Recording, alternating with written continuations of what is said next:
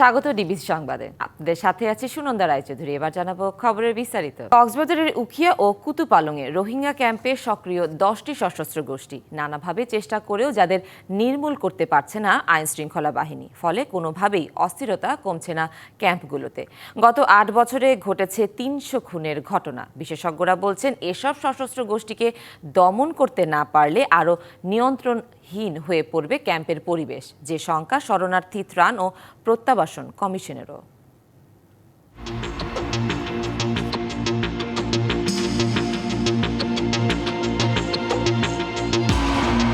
কক্সবাজারের উখিয়া ও কুতুপালং রোহিঙ্গা ক্যাম্প বিশ্বের সবচেয়ে বড় এই শরণার্থী ক্যাম্পগুলোতে প্রায় 15 লাখ রোহিঙ্গার বসবাস। মিয়ানমারে জাতিগত নিধনের কারণে যাদের অনুপ্রবেশ ঘটে বাংলাদেশে। ক্যাম্পগুলোতে রোহিঙ্গারা নিরাপদে বসবাস শুরু করলেও ক্রমে শুরু হয় অস্থিরতা, কারণ বিভিন্ন ক্যাম্পে গড়ে ওঠে নানা সশস্ত্র গোষ্ঠী।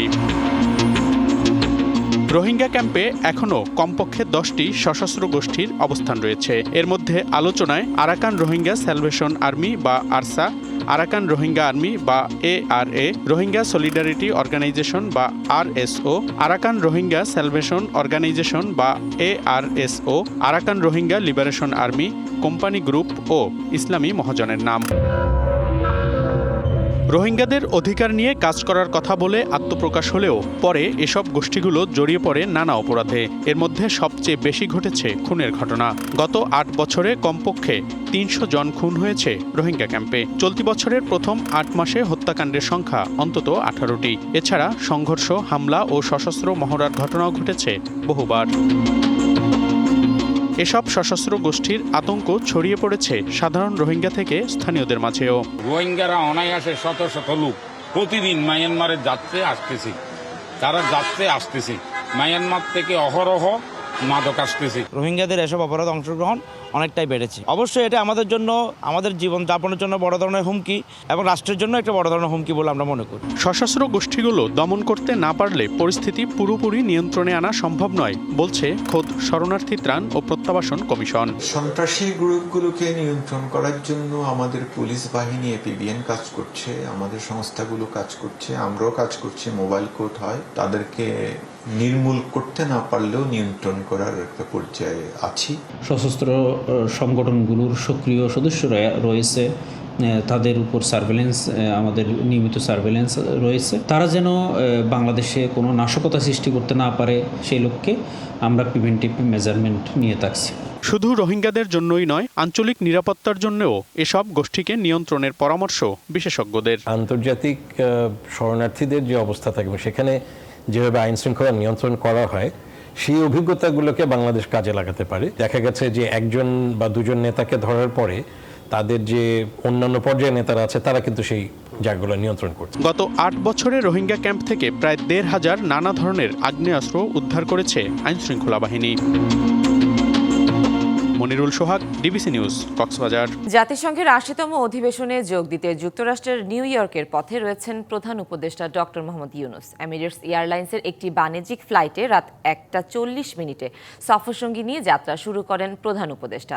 26শে সেপ্টেম্বর সাধারণ পরিষদের অধিবেশনে ভাষণ দেবেন ডক্টর ইউনূস। এছাড়া তিনি একাধিক উচ্চ পর্যায়ের বৈঠক এবং গুরুত্বপূর্ণ বৈশ্বিক অনুষ্ঠানে অংশগ্রহণ করবেন।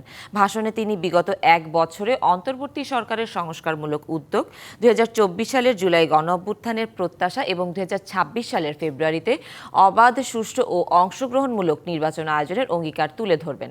এছাড়াও শান্তি রক্ষা, জলবায়ু পরিবর্তন, টেকসই উন্নয়ন, নিরাপদ অভিবাসন, অবৈধ অর্থ পাচার, কৃত্রিম বুদ্ধিমত্তা ও ফিলিস্তিনে শান্তি প্রতিষ্ঠার মতো বিষয়ও তুলে ধরবেন। ঢাকায় চালু হচ্ছে পাকিস্তানি পোশাকের শোরুম, আর শিগগিরই শুরু হবে তা ঢাকা করাচি বিমান চলাচল। বাংলাদেশ পাকিস্তান বাণিজ্য বাড়াতেই এই তোড়জোড়। দেশটির শীর্ষ বাণিজ্য সংগঠনের সভাপতি জানালেন, বাংলাদেশে বাণিজ্য বাড়াতে আগ্রহী তারা, তবে সেক্ষেত্রে বড় বাধা কর কাঠামো। পাকিস্তানি ব্যবসায়ীরা জানান, রাজনীতিকদের মধ্যে দ্বিধা থাকলেও 71-এর গণহত্যার জন্য ক্ষমা চাওয়াই উপযুক্ত মনে করেন সাধারণ মানুষ ও ব্যবসায়ী। পাকিস্তানের সঙ্গে বৈরিতা বাংলাদেশের জন্মলগ্ন থেকেই, তার প্রভাব আছে বাণিজ্যেও। দেশটিতে বাংলাদেশের বাণিজ্য খুবই সামান্য। বিপরীতে পাকিস্তানি পোশাক, ইলেকট্রনিক্স সহ বেশ কিছু পণ্যের চাহিদা থাকার প্রমাণ মেলে আমদানি রপ্তানির তথ্যে। 2023 সালে বাংলাদেশে পাকিস্তানের রপ্তানি $65 কোটি, যার বিপরীতে বাংলাদেশের রপ্তানি মাত্র $6 কোটি। পাকিস্তানি ব্যবসায়ীরা বলছেন এ বাণিজ্য কয়েক গুণ বাড়ানো সম্ভব। আমরা ভোজ্য তেল, বাসমতি চাল, ঘি এসব রপ্তানি করতে চাই, কিন্তু এসব পণ্যের শুল্ক অনেক চড়া। ভারতীয় এসব পণ্যের শুল্ক আমাদের চেয়ে কম। আমরা লেভেল প্লেইং ফিল্ড চাই। রাজনৈতিক বৈরিতায় বাংলাদেশ থেকে সরাসরি বাণিজ্যের অবকাঠামো গড়ে না ওঠায় পাকিস্তানের বাজার বাংলাদেশের জন্য জনপ্রিয় হয়নি। তবে ঠিকই বাংলাদেশি পণ্যের কদর আছে দেশটিতে, যা রপ্তানি হয় তৃতীয় একটি দেশের মোরকে। পাকিস্তানে বাংলাদেশি পাটের প্রচুর চাহিদা রয়েছে, কিন্তু রপ্তানি অবকাঠামোর দুর্বলতায় এখন তা ভারত থেকে বেশি আমদানি হচ্ছে। বাণিজ্যিক যোগাযোগ সহজ হলে উভয় দেশই লাভবান হবে। ব্যবসায়ীরা জানালেন শিগগিরই বাণিজ্যের এ বাধা দূর হবে, চালু হবে ঢাকা করাচি উড়োজাহাজও। তবে ৭১-এর ক্ষত রেখে বাণিজ্যিক সম্পর্ক কতটা এগোবে তা নিয়ে শঙ্কা আছে। পাকিস্তানের সব জনপ্রিয় ব্র্যান্ড আগামী 2 মাসের মধ্যে ঢাকায় শোরুম চালু করবে। ঢাকা করাচি বিমান চলাচলও শুরু হবে। ৭১-এর বিষয়টি যদিও রাজনৈতিক, তবুও পাকিস্তানের সাধারণ মানুষ ও ব্যবসায়ীরা বাংলাদেশের মানুষের আবেগকে সম্মান করে এবং এর সমাধান হওয়া দরকার। বিশ্লেষকরা মনে করেন পাকিস্তানের সঙ্গে বৈধ পথে বাণিজ্য বাড়লে তাতে রাজস্ব বাড়বে। পোশাক সেটা ইনফর্মালি আসছে পাকিস্তান থেকে, যেটার জন্য আসলে সরকার কোনো রাজস্ব পাচ্ছে না। তো সেটা যদি ফর্মালাইজ করা যায় তাহলে সেক্ষেত্রে আসলে ফর্মাল যে export from Pakistan to Bangladesh সেটা কিন্তু বেড়ে যাবে, যেহেতু বাণিজ্যিক ভারসাম্যটা পাকিস্তানের পক্ষে। সুতরাং এই জায়গাতে বাংলাদেশে একটা কৌশলগত পরিকল্পনা করা দরকার। বিশ্লেষকরা বলছেন রাজনৈতিক বৈরিতা থাকার পরও বাণিজ্যিক সুসম্পর্ক থাকার অনেক নজির আছে বর্তমান বিশ্বে। চীন এবং মার্কিন যুক্তরাষ্ট্রের বাণিজ্য তার একটা বড় উদাহরণ। মুস্তফা মাহবুব, ডিবিসি নিউজ, ঢাকা। লক্ষ্মীবাজারের ডিআইটি মার্কেটের সামনে সরকারি খেলার মাঠ অবৈধভাবে দখল করে দোকান বসিয়েছে অসাধু চক্র। প্রথমে ঈদ, পরে বৈশাখী মেলার নাম করে ক্রমশ এখন পুরো মাঠই দখল করে চৌকি বসিয়ে ভাড়া দেওয়া হচ্ছে। পার্কটি বেদখল হওয়ায় স্থানীয় শিশু কিশোরদের খেলাধুলা বন্ধ, অথচ দখলদারদের বিষয়ে নীরব সিটি কর্পোরেশন। পুরান ঢাকার ঘনবসতিপূর্ণ এলাকা লক্ষ্মীবাজার, যেখানে শিশুদের জন্য নেই তেমন কোনো খেলার মাঠ। অবৈধ মার্কেটের জায়গা উচ্ছেদ করে বছর 5 আগে দক্ষিণ সিটি কর্পোরেশন ছোট ছোট দুটি খেলার মাঠ করে। শিশু কিশোরদের খেলাধুলার পাশাপাশি এলাকাবাসী একটু স্বস্তির জায়গা পায়। অথচ দুটি মাঠের একটি 1 বছর ধরে দখল করে রেখেছে অসাধু চক্র। প্রথমে ঈদ মেলা, এরপর বৈশাখী মেলার নাম করে ক্রমে এখন পুরো মাঠই বেদখল করে দোকান বসানো হয়েছে। ব্যানার টাঙানো হয়েছে লক্ষ্মীবাজার সমাজ কল্যাণ সংঘ নামে। যখন রাস্তাটা কাটছে, ঠিক আছে, আমরা সাময়িকভাবে এখানে এসে বসছি। কথা কি বুঝছেন? সাময়িকভাবে আমাদের এখানে কেউ বসায় নাই। এমনি বৈশাখের মেলা ছিল, ঈদের মেলা ছিল, আমরা কোনো টাকা দেই না। না অনুমতি কে নেব ভাই? সরকার, আমরা কি সরকারের কাছে যাইতে পারবো অনুমতি আনতে? স্থানীয়দের অভিযোগ, 5 আগস্টের পট পরিবর্তনের পর এলাকার প্রভাবশালী একটি মহল মাঠ দখলে নিয়ে দোকান বসিয়েছে। অবশ্য প্রভাবশালীদের ভয়ে এ বিষয়ে ক্যামেরার সামনে কথা বলতে নারাজ স্থানীয়রা। আমাদের এখানে খেলাধুলোর জায়গায় কোনো জায়গাই নেই, আমরা এখানে খেলতে এলে খেলতে পারি না। দোকান ঘর বানালে চলো না, এখানে কোনো সময় আমরা কইতে গেলে কি খেলার মাঠ, পোলা বাচ্চারা খেলাধুলা করছে, সেই জায়গাটা এখানে দখল করে তারা দোকান করছে। সরকারি মাঠ দখল করে দোকান বসানো সংগঠনটির দেওয়া একটি নাম্বারে যোগাযোগ করার চেষ্টা করা হলেও কেউ উত্তর দেননি। যে নম্বরে কল করেছেন নম্বরটি এই মুহূর্তে বন্ধ আছে। আর মাঠ দখলের কথা জানেই না দক্ষিণ সিটি। অবশ্য প্রধান নির্বাহী কর্মকর্তা দ্রুত অবৈধ ব্যবসায়ীদের উচ্ছেদের আশ্বাস দেন। এলাকার জনগণের জন্য খোলা হিসাবে যেন বিনোদনের ব্যবস্থা থাকে তাদের জন্য করতে পারে, কিন্তু পার্টিকুলার কোনো ব্যক্তিকে আমরা কোনো ব্যবসা বা আদার কিছু অবৈধভাবে এখানে কিছু করা দেওয়ার সুযোগ নাই।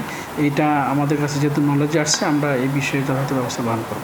শুধু আশ্বাসে নয়, সত্যিকার ভাবেই দখলদারকে উচ্ছেদ করে মাঠটি ফিরিয়ে দেওয়ার আশা এলাকার মানুষের। পুরান ঢাকার জনবহুল এলাকা লক্ষ্মীবাজার, সেখানে রয়েছে একটি সরকারি মাঠ। সেই মাঠটি অবৈধভাবে দখল করে স্থানীয় অসাধু চক্র গড়ে তুলেছেন একে একে 30টির বেশি দোকান। এমন কাণ্ড দেখেও যেন দেখছেন না ঢাকা দক্ষিণ সিটি কর্পোরেশন। সিটি কর্পোরেশনের এমন গাছাড়া ভাব থাকলে নগরবাসী তাদের সেবা পাবেই বা কীভাবে? শুভ খান, ডিবিসি নিউজ, ঢাকা। নদী বেষ্টিত হলেও খুলনা নগরীর প্রধান সমস্যা জলাবদ্ধতা। সংকট সমাধানে প্রায় এক যুগ ধরে চলছে মাস্টার প্ল্যান বাস্তবায়নের কাজ। বিএনপি ও আওয়ামী লীগের দুই মেয়র খরচ করেছেন প্রায় 1000 কোটি টাকা, কিন্তু কাজের কাজ কিছুই হয়নি। বর্ষা এলে এখনও নালা নর্দমার পানিতে ভাসতে হয় নগরবাসীকে। নাগরিক সমাজের প্রতিনিধিরা বলছেন, নগরবাসীর সুফল না মিললেও লাভবান হয়েছেন প্রকল্প সংশ্লিষ্টরা। আমিরুল ইসলামের পাঠানো বিশেষ প্রতিবেদন। ময়ূর, ভৈরব আর রূপসা নদীর জালে গড়া খুলনা মহানগরী, যার প্রতিটি ভাঁজে লুকিয়ে আছে নদীময় জীবনের গল্প। এরপরও বর্ষা এলেই ফিরে আসে জলাবদ্ধতার দুঃসহ ভোগান্তি। প্রায় 46 বর্গ কিলোমিটার সিটি কর্পোরেশন এলাকায় একসময় 22টি খালের মাধ্যমে নগরীর পয়ঃনিষ্কাশন হতো, কিন্তু দখল হয়েছে খালগুলো। একটু বৃষ্টি হলেই সম্পূর্ণ নগরী তলিয়ে যায়। জলাবদ্ধতায় এখন প্রধান সমস্যা হয়েছে আমাদের খুলনা নগরীতে। নগরীর জলাবদ্ধতা দূর করতে 3 বছর ধরে তৈরি করা হয় মাস্টার প্ল্যান। এরও 2 বছর পর 2013 সালে শুরু হয় কাজ। এশিয়ান ডেভেলপমেন্ট ব্যাংকের 150 কোটি টাকা অর্থায়নে প্রথম ধাপের কাজ শেষ হয় 2017 সালে। সুফল না মিললেও পরের বছরই এই প্রকল্পে আরও 823 কোটি টাকা বরাদ্দ দেয় সরকার। 13 সালে আমরা এশিয়ান ডেভেলপমেন্ট ব্যাংকের একটা প্রজেক্ট পেয়েছি, সেটা 150 কোটি টাকার মতো, এবং সেটাতে আমাদের অনেকগুলো খাল এবং ড্রেনেজ নেটওয়ার্ক প্রস্তুত হয়েছে। 18 সালে আর একটা প্রজেক্ট পেয়েছি 823 কোটি টাকা। সেই প্রজেক্টের মাধ্যমে প্রায় 287 কিলোমিটার ড্রেনেজ নেটওয়ার্ক তৈরি হয়েছে এবং খাল খনন হয়েছে, ময়ূর নদী, ক্ষুদে নদী সহ। ময়ূর নদ খনন, ড্রেনেজ ব্যবস্থাপনা ও খালের পাড় বাঁধাইয়ের কাজে এডিবির 150 কোটি টাকা খরচ হয় বিএনপির মেয়র মোহাম্মদ মনিরুজ্জামান মনির আমলে। এরপর মাস্টার প্ল্যান বাস্তবায়নে 823 কোটি টাকার সরকারি বরাদ্দ মেলে আওয়ামী লীগের তালুকদার আব্দুল খালেক দ্বিতীয়বার মেয়র হওয়ার পর। তিনিও ময়ূর নদ খনন, ড্রেনেজ ব্যবস্থাপনা পুনর্নির্মাণ, 8টি স্লুইস গেট নির্মাণ, খাল খননে এসব টাকা ব্যয় করেন, কিন্তু সুফল না পাওয়ার অভিযোগ নগরবাসীর। খুলনা মহানগরীর জলাবদ্ধতা নিরসনের সকলের প্রতিশ্রুতি থাকলেও আজও পর্যন্ত সেই প্রতিশ্রুতি পূরণ হয়নি। আকাশে মেঘ হলেই রয়্যালের সামনে নৌকা চালানো যায়, নিয়তি কি নির্মম। অথচ ট্যাগ কর খাজনা আমরা কখনো কম দিচ্ছি না। নগর পরিকল্পনাবিদরাও বলছেন, যথাযথভাবে মাস্টার প্ল্যান বাস্তবায়ন না হওয়ায় দূর হয়নি জলাবদ্ধতা। এই সকল প্রকল্প বাস্তবায়নের ক্ষেত্রে কারিগরি দিকগুলো পরিপূর্ণভাবে বিবেচনা নেওয়া হয়নি। তো এই কারিগরি দিকগুলো পরিপূর্ণভাবে বিবেচনা না নেওয়ায় একটি সামগ্রিক যে ড্রেনেজ নেটওয়ার্ক, সেই নেটওয়ার্কটা আমরা খুলনা শহরে করতে পারিনি। নাগরিক সমাজের নেতাদের অভিযোগ, প্রায় 1000 কোটি টাকার প্রকল্পে জলাবদ্ধতা নিরসন না হলেও লাভবান হয়েছে প্রকল্প বাস্তবায়নের সঙ্গে সম্পৃক্তরা।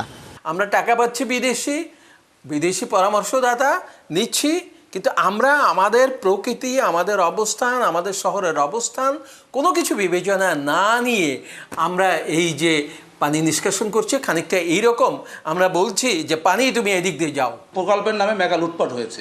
এটার কারণে যেটা হয়েছে, সিটি কর্পোরেশনের কেউ অসাধু ব্যক্তি যারা, তারা লাভবান হয়েছেন, ঠিকাদার লাভবান হয়েছেন। আসলে প্রকৃত অর্থে জলাবদ্ধতা নিরসন হয় নাই, জনগণের বা নগরবাসী আসলে কোনো উপকারে আসে নাই। এই কাজটি যদি যথাযথ না হয় তাহলে লাভবান যে কী হবে এটা স্বাভাবিকভাবে বোঝা যায়। লাভবান হবে কন্ট্রাক্টর, লাভবান হবে যারা কাজ করান সিটি কর্পোরেশন। জনগণের টাকা তারা দুর্নীতি করে অপচয় করেছে। সাবেক মেয়র মনিরুজ্জামান মনির দাবি, নিজের মেয়াদে কোনো অনিয়ম হয়নি। দারুণ স্বচ্ছভাবে কাজ হয়েছে, যার ফলে ওই সময় আমরা মানুষের ভিতরে অথবা মিডিয়াতে কোনো কমপ্লেন পাইনি, বরঞ্চ এভরিবডি ইজ হ্যাপি, কারণ কেউ না কেউ কাজ তো পাচ্ছে। আরেক সাবেক মেয়র তালুকদার আব্দুল খালেক গেল বছরের 5ই আগস্টের পর আত্মগোপনে এক যুগ ধরে চলা মাস্টার প্ল্যান বাস্তবায়নের কাজ করেছেন 5 জন প্রকল্প কর্মকর্তা। কোনো অনিয়ম না থাকার দাবি বর্তমান কর্মকর্তার। প্রথমে যে গুণগত মান বলতে যে মালামালের যেগুলো, এগুলো তো টেস্ট হয়ই। এছাড়া আমাদের বাস্তবায়নের সময় আমাদের সংস্থার লোক থাকে এবং প্রত্যেকটা বিল যখন পেমেন্ট হয় তখন কুয়েটের উচ্চ পর্যায়ের প্রফেসররা আসেন। কল্যাণমুখী ও ত্রুটিমুক্ত প্রকল্প বাস্তবায়নের মাধ্যমে জলাবদ্ধতার দুর্ভোগ কাটবে, এমন প্রত্যাশায় খুলনা নগরবাসী। DBC news desk. Awami League সরকারের সময় এমপিদের নামে শুল্কমুক্ত সুবিধায় আনা বিলাসবহুল 30টি গাড়ি সরকারের কাছে হস্তান্তরের সিদ্ধান্ত নিয়েছে জাতীয় রাজস্ব বোর্ড এনবিআর। বিলাসবহুল গাড়িগুলো নিলামে উপযুক্ত দাম না পাওয়ায় একাধিকবার বৈঠক করেও কোনো কুলকিনারা করতে পারেনি এনবিআর। বিষয়টি সমাধানে উপদেষ্টা পরিষদে পাঠানোর পর এ সিদ্ধান্ত নেওয়া হয়। চলতি বছরের 28শে জানুয়ারি নিলামে তোলা হয় বিলাসবহুল এসব গাড়ি। 24টি গাড়ির মধ্যে 10টির বিট পড়েনি। বাকি 14টি গাড়ি ভেদে দাম উঠে সর্বনিম্ন 1 লাখ থেকে সর্বোচ্চ 3 কোটি 10 লাখ টাকা। বাকি 6টি গাড়ি নিলামে তোলা হয়নি। গাড়িগুলো দ্বিতীয় দফা নিলামে না তুলে রাজস্ব ঝুঁকি ও আইনি বাধ্যবাধকতার কথা জানিয়ে 11 মার্চ এনবিআরকে চিঠি দিয়ে দিক নির্দেশনা চাই চট্টগ্রাম কাস্টমস। এগুলো যখন আমরা নিলাম করলাম খুবই অল্প দাম উঠেছে। এখন নিলামের টাকাটা হয়তো সরকারি কোষাগারে আসবে, আবার সরকারকেই এসব গাড়ি কিনতে হবে অনেক দাম দিয়ে। তো আমরা ন্যাশনাল ইন্টারেস্ট চিন্তা করে আমরা এই গাড়িগুলো সরকারের পরিবহন পুলকে দিয়ে দেওয়ার সিদ্ধান্ত নিয়েছি। ব্যবসায়ীরা জানান বন্দরের শেডে দীর্ঘদিন পড়ে থাকায় গাড়িগুলোর অবস্থা খারাপ হচ্ছে, আর এনবিআরের নির্দেশনা পেলে পরবর্তী ব্যবস্থা নেওয়ার কথা জানান কাস্টমস কর্মকর্তারা। এটা এখনো ক্লিয়ার না যে কোনভাবে এটা হ্যান্ডওভার করা হবে। তো মন্ত্রণালয়ের নির্দেশনা এনবিআর নির্দেশনা আসলে আমরা সেই অনুযায়ী বলতে পারবো যে কিভাবে কোন প্রক্রিয়া এটা করা হতে পারে। একটা মূল্য নির্ধারণ করতে হবে, যে মন্ত্রণালয় সেই মন্ত্রণালয়ে সরকারিভাবে এটা যদি হ্যান্ডওভার করা হয়, চ্যারিটি না করে এটাকে একদম স্বচ্ছ মূল্য নির্ধারণের মাধ্যমে এটা শেষ করা উচিত মনে করি। 3346 সিসির ল্যান্ড ক্রুজার গাড়িগুলো সাবেক এমপিরা 95 লাখ থেকে 1 কোটি টাকা পরিশোধ করে বিদেশ থেকে আমদানি করেন। নিলামে প্রতিটির সংরক্ষিত মূল্য নির্ধারণ করা হয় 9 কোটি 67 লাখ টাকা।